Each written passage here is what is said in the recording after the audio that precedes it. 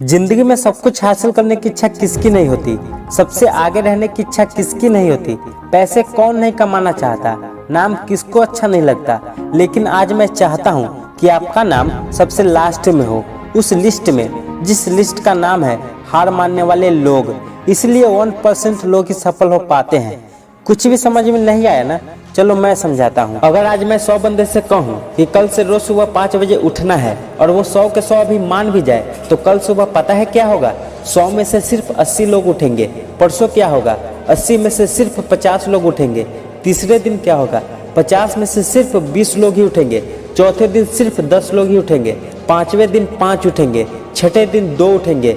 लेकिन 100 में से जो आखिरी बंदा है, जो उस लिस्ट का 1% है, वो उस काम को नहीं छोड़ेगा।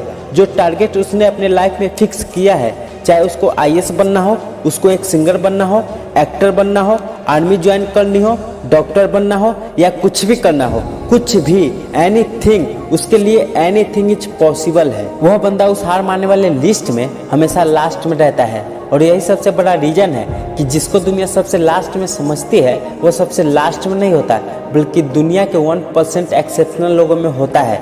और इसी वजह से उसको लाइफ में वो सब मिल जाता है जो उन 99% लोगों के पास नहीं होता है।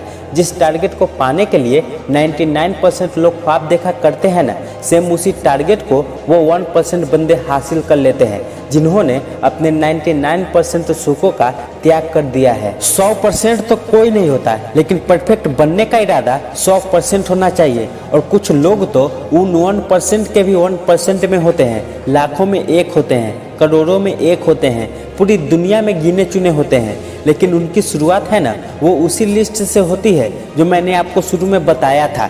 जिंदगी में सब कुछ छोड़ने की हिम्मत कर लेना, लेकिन मेरे दोस्त, हिम्मत छोड़ने की हिम्मत कभी मत करना। जिंदगी में किसी भी हार को गले लगा लेना, लेकिन हिम्मत हारने की हार को गले कभी मत लगाना। अगर आपको दुनिया के 1% में आना है, तो उस माइंडसेट से बाहर निकलना पड़ेगा जिसमें आपके आसपास के 99% लोग फंसे हुए हैं।